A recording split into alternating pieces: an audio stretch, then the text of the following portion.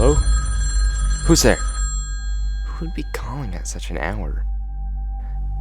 Hello? Ah! I got this. Yes, hi. The Great Gatsby is both a book and 3 different movies. But what is it really? Why did it get so much attention? Well, thanks for asking. What? No, I didn't. The way it was written, correct. It's more than that, though. In both the book and the 2013 adaptation, a large part of The Great Gatsby is tied to 2 things: connection and suffering.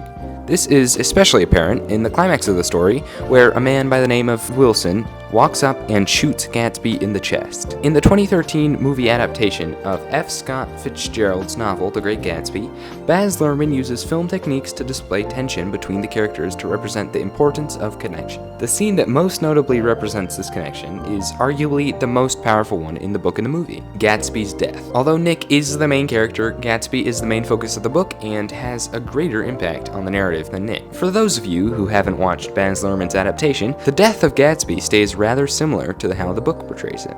The first shot opens on one of the most iconic pieces of dialogue in the book, when Nick calls Gatsby over and tells him, "They're a rotten crowd. You're worth the whole damn bunch put together." After hearing this, Gatsby smiles and waves at Nick. Nick waves back, and the shot ends with Nick's voiceover. This scene borrows direct dialogue from the book, including the voiceover directly after. This scene shows us just how much connection has been formed between Gatsby and Nick. On the other hand, it shows the unique tension between them in the next voiceover line by Nick. "I've always been glad I said that. It was the only compliment I ever gave him." Although they have become close, the dynamic hasn't allowed or elicited the temptation to give the other a compliment. Again, this can also be seen in the book. However, this symmetry does not continue past this point, which allows Luhrmann to take advantage of the visual aspect of storytelling through camera angles. After a small trip to Nick at work, we got to an ultra-zoomed out, and I mean ultra, shot of Gatsby by his pool. This decision is meant to elicit the feeling of wonder at the grandness of Gatsby's house and kind of shows a disconnection with the world outside that is represented in Gatsby's wealth.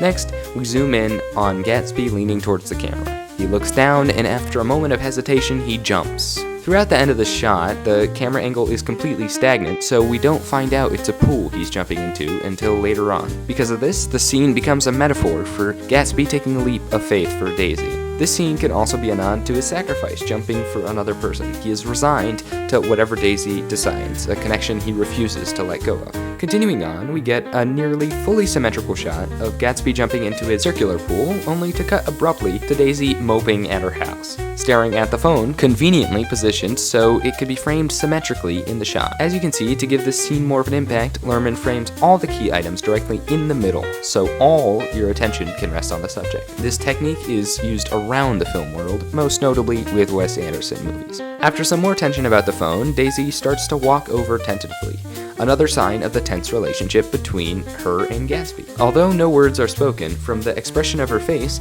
and the way the music synergizes with the camera movements leads the viewer to still be able to connect with Daisy's situation. Bam! And we're back on Gatsby, this time diving into the pool. But something is amiss. The camera cuts to a shot of a wall and a shadow walking by, a gun in his hand. This introduction of Wilson into the scene keeps the tension going and manages to stay ambiguous about what is exactly going on. As we zoom into the darkness, there's a fade into black to the other plot of Daisy walking towards the phone. Keep in mind, because there is no dialogue being said, we can infer that the vast majority of the scenes occurring are entirely made by Luhrmann. Eventually, after a bit of tension building, Wilson brings the gun up to the camera and shoots. We then get a close-up of Gatsby staring down at his chest. However, what's interesting to note here is Luhrmann's decision to cut to Daisy's house, a green buoy bobbing in the front, as Gatsby lives his final moments. Although subtle, for now, this juxtaposition gives us a clear look into Gatsby's reflection over his life.